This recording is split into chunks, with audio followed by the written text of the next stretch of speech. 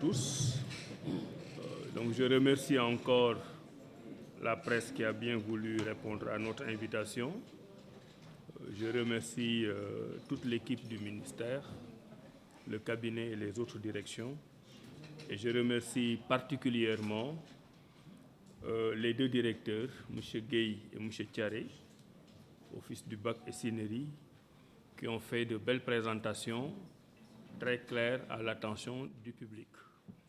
Donc je pense que la plupart des réponses que l'opinion publique cherche par rapport à l'organisation du bac de cette année et à l'orientation des étudiants se trouvent dans les présentations qu'ils ont faites.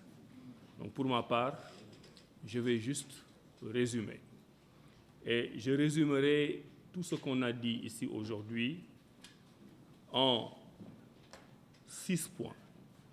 Le premier point, c'est une confirmation. Après la confirmation, on a 4 nouveautés. Et enfin, il y a une conclusion générale que je dégage. La confirmation, c'est que le gouvernement du Sénégal, comme l'année dernière, a décidé de procéder à une orientation universelle des bacheliers.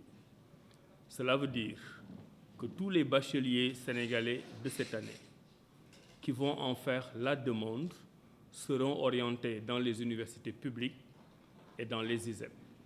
Cette année, nous n'avons pas prévu d'orienter dans les universités privées. Donc l'année dernière, on avait 75 000 bacheliers environ. Tous ceux qui en avaient fait la demande avaient été orientés.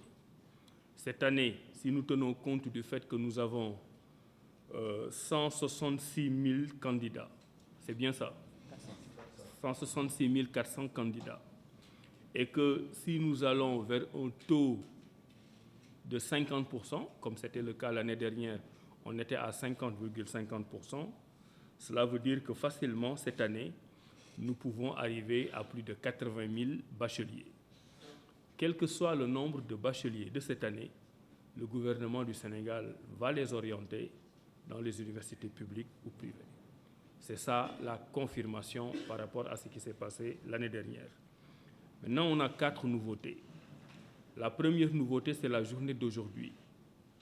Nous sommes le 15 mai, à 45 jours du bac général qui va se dérouler le 1er juillet. Et le gouvernement du Sénégal a décidé d'ouvrir la plateforme Campusen. Donc aujourd'hui, à 18 h, tous les candidats au bac peuvent se connecter sur la plateforme pour commencer à faire leur choix, pour commencer à faire leurs vœux.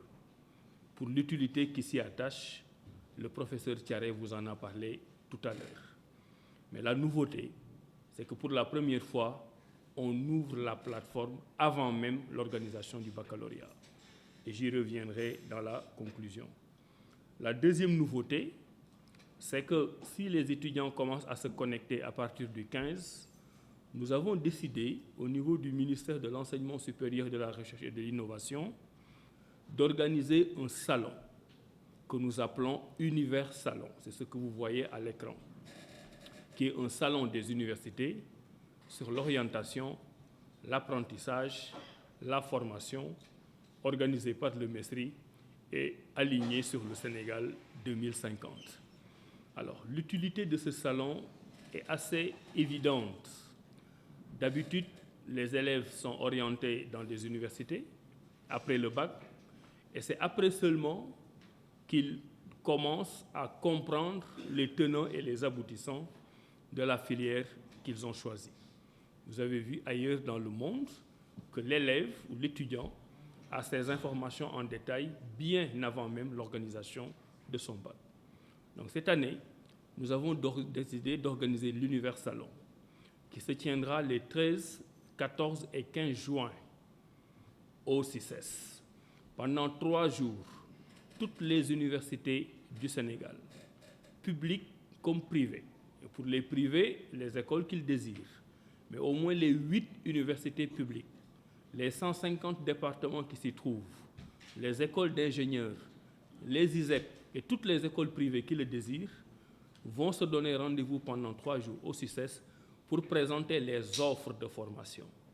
L'étudiant a le droit de savoir qu'il y a environ 350 offres de formation sur la place des universités au Sénégal et qu'il essaie de les comprendre pour en choisir celle qui lui convient le mieux.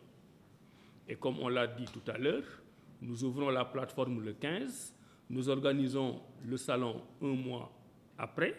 Cela veut dire que l'étudiant qui s'inscrit les 15, 16, 17 mai et qui va au salon et qui a envie de changer de vocation ou de choix a toujours la possibilité de rentrer dans la plateforme pour changer, parce que dans le salon et en présentiel, on lui a donné des informations pertinentes.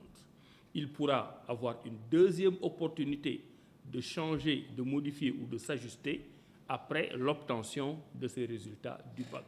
Donc c'est un processus continu d'orientation entre le 15 mai et au moins 2 semaines après le bac. L'idée, c'est de réussir l'orientation de l'étudiant. Parce que beaucoup d'étudiants échouent tout simplement parce qu'ils n'ont pas été bien orientés. Pas parce qu'ils n'ont pas été bien orientés par le système, mais parce qu'ils se sont trompés eux-mêmes dans le choix de leur orientation. Nous avons une étude qui montre que dès la première année, il y a un quart des étudiants dans nos universités qui abandonnent pour diverses raisons. Mais on peut penser qu'une orientation non pertinente peut être à l'origine d'un abandon à l'université. La troisième nouveauté, c'est que le bac, cette année, le bac général, c'est le 1er juillet 2025. L'année dernière, nous avions fait le tour d'un certain nombre de centres entre Dakar et sa banlieue. Nous avons été jusqu'à Kermassar, il me semble, pour visiter un certain nombre de centres. Cela avait été fait, c'était une belle nouveauté, mais cela avait été fait dans la région de Dakar. Le critère de choix, c'était la proximité. L'année dernière, quand on a fait le classement du bac, ça aussi c'était une nouveauté. Parce que l'année dernière, après le bac, nous avons compilé les résultats et nous avons fait des études statistiques pour comprendre les résultats du bac au Sénégal de 1960 en 2004. L'année dernière, quand on a fini de faire le classement des départements, des régions du moins, il s'est trouvé que la région qui était la première, qui avait fait les meilleurs résultats du bac, c'était la région de Matam. Donc cette année, pour couronner ce résultat de Matam et pour les encourager, la tournée des centres du bac le 1er juillet va se faire dans la région de Matam. C'était la troisième nouveauté. Enfin, la quatrième et dernière, c'est que quand on aura fini tout ça, on aura eu le lancement de Campus N aujourd'hui 15 mai à 18h. On aura eu le salon des orientations les 13, 14 et 15 juin. On aura organisé le bac en lui-même le 1er juillet, qu'on aura fini de corriger et d'affiner. Cette année, la date qu'il faut retenir pour l'orientation des nouveaux bacheliers, c'est la date du 29 août. Donc le 29 août, la plupart des bacheliers, l'année dernière dans le premier jet, je pense qu'on était autour de 80, on peut considérer que le 29 août du mois, les bacheliers seront orientés en grande majorité. Je rappelle que pour l'année dernière, on avait rétréci les délais et on était au 19 septembre. L'année d'avant, on était au mois de janvier. Donc, si on tient compte de tout cela, la conclusion, c'est que l'objectif principal que nous avons depuis notre arrivée, qui est la stabilisation de l'année académique, est en de très bonne voie. Le premier élément d'appréciation, ce sera les dates et les délais d'orientation des étudiants dans les différentes universités. Nous avions dit, quand nous avions fait notre séminaire de Saly, qu'en 16 mois, nous devions pouvoir résorber le gap et arriver à une rentrée scolaire normale à partir du mois d'octobre 2025. Nous n'en sommes pas loin. Aujourd'hui, malgré les difficultés, nous avons reçu les chronogrammes des différentes universités. Il y a un certain nombre d'universités qui sont encore dans les délais pour que cette année 2024-2025 se termine au mois d'octobre et que les étudiants, les nouveaux bacheliers puissent démarrer en octobre. Et les universités qui sont les plus en retard terminent en décembre. Donc seulement 2 mois après le délai qu'on s'était choisi. L'un dans l'autre, nous pensons que c'est un résultat exceptionnel et que si nous faisons encore quelques efforts sur la finalisation des chantiers et sûrement le recrutement d'enseignants-chercheurs, il est même possible que ces universités qui sont en retard puissent redémarrer et reprendre pour les nouveaux bacheliers en octobre 2025.